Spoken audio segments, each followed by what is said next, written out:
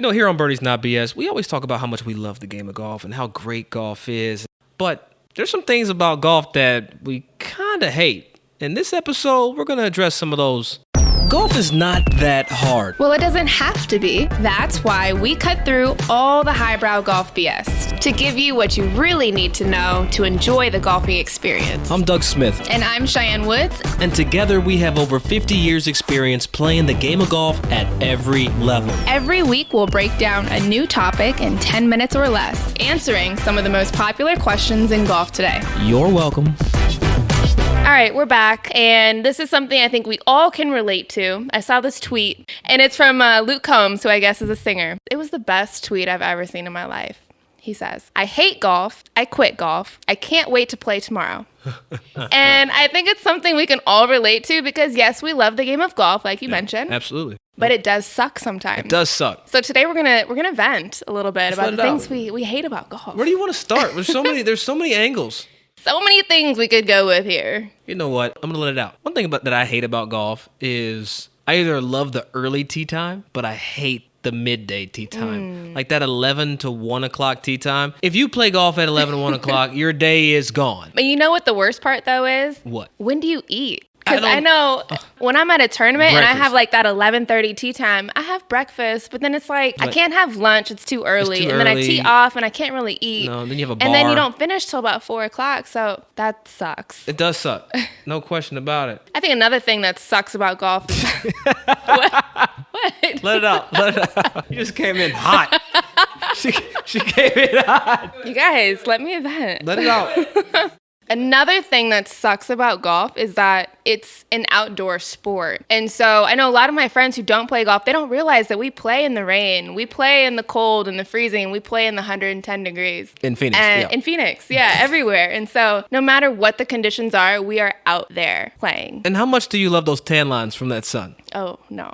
It is not cute. That's the thing I've struggled with my whole life. Tan lines from head to toe. You can always spot a golfer. So here's one of mine. Things that sucks about playing golf. When you do want to enjoy one of these fabulous public courses and you go out as a single and you get paired with people and you get paired with the absolute worst golfers that have ever played the game. No offense to any of you that are bad at golf. What sucks is having to be paired. That's the first thing that sucks. You have no choice. Right? You don't have a say. It's, we need that money. You already paid your money. You paid your money. You're locked in. And then they come over the microphone. I hate that part too. It's like, on the tee, the Smith twosome mixed with the Woods single. You don't know till you get to the tee. I don't like it. And then you got that awkward, forced introduction. Hi. It's like, hey. And then you hit the shot and everybody's like, ooh, ah. And then you got to answer all the questions. I hate it. It sucks. Give the lesson. You want to give lessons. These are not bugaboos. Right? These things just suck. What about when you show up to the course and say you haven't been there in a while and all you want to do is get to the putting green or work on your short game and the greens are punched? Yikes. That's the worst because it's always unexpected. And you know the time of year that they're doing it, but you just hope that your course is doing it late. There should be an alert that says, we have punch greens in your area. Please do not play here. Well, they actually do want you to play. I know. You can we're get just a great not rate. Going to enjoy it. Oh, you can play a really nice golf course, but the rate's, affordable, but it sucks. Yeah. I mean, there's no worse feeling than seeing your ball just headed towards the hole and just hit one of those bumps. Or when you're chipping and it like checks left or right. You try to play the bumps. Oh, I don't even want to think about it. Like, it's frustrating. So what about the sacrifice it takes just with the life? Time. Like not with time. I'm talking about because of the time. Yeah. The things you have to give up. That sucks. Yeah, I agree. And I'm sure you can relate. You got some family or some wives at home that are unhappy with you out on the course. I got wives all at home? Day. Just one wife. Oh, okay. Just one wife. I got one. But some people have multiple. Some people, I mean, that's their thing, but that's not, definitely I don't know if that's your thing, but definitely though, the sacrifices that you make in playing the game of golf and trying to be better and spending time away from family and out in the heat and the weather and the punched greens, and we live a really hard life. It's tough. It's hard being a golfer. Shout out to all the golfers out there. It's so hard. It sucks that all the stuff you have to sacrifice to be good at the game. This game sucks. But you know what sucks too? The fact that I can't go play a really nice course and wear whatever I want to wear. Yeah. The fact that I can't. What if I do want to wear some cargo shorts because that's where I want to keep my balls? Like, what if I?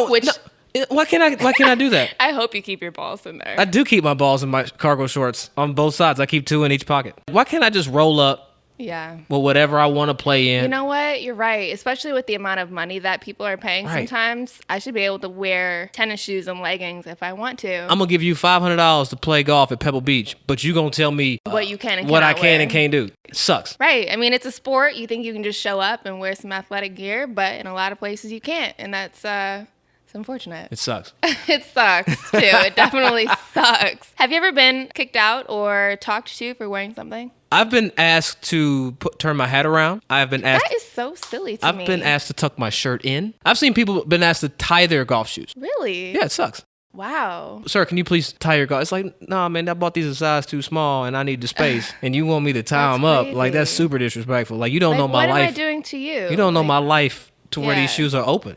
That's wild. But you gonna tell me the time. It's all right. No, thank you. That sucks. What about this one? You're just trying to zip around for a casual round. Yeah. Maybe you're by yourself. Course is cart path only. Yikes. Sucks. That sucks.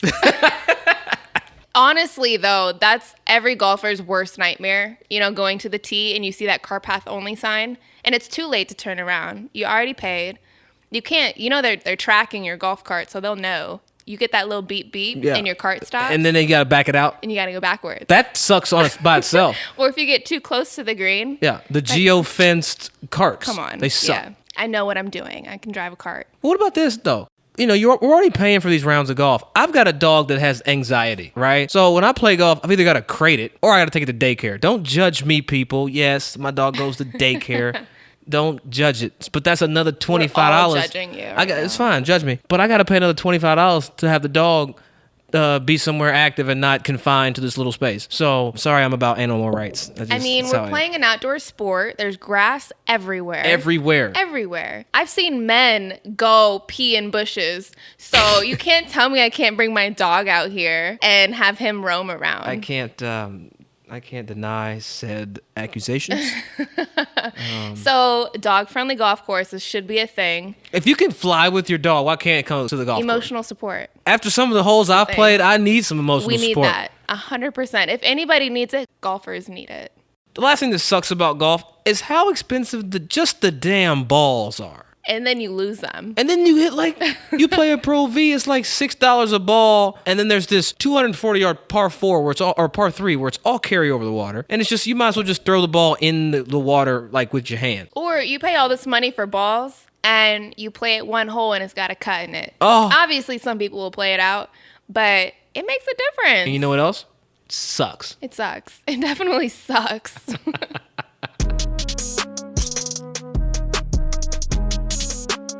It's time to get technical. In this week's episode, I want to ask Cheyenne a little bit about how does she know when to attack a pin or when to lay off of a pin. Does that make sense? Yeah, Cheyenne, 100%. sometimes we have these red light pins where the pin's in the middle of the green and you got a wedge. Yep. When and how can our listeners be aware of sucker pins and some, pin locations that you should just go for the middle of a green? First thing that I'm looking at is a club that I have in my hand. Even if it's a tucked pin, if I have a pitching wedge in my hand, I'm going to go for the flag no matter where it's at, because I feel confident enough. Whether it's a pitching wedge or a 9-iron, I feel very confident with my shorter irons that I can attack a flag. I know it's going to spin and be responsive on the greens. So once I see what club I have in my hand, I'm weighing the risk reward of hitting that specific shot. Even if it's a tucked flag and I have a 6-iron in my hand, if there's nothing to the left of the green, I'm going to go for that flag. I don't mind chipping and getting up and down. So course management comes down to the comfort of the club you have in your hand and weighing the risk reward.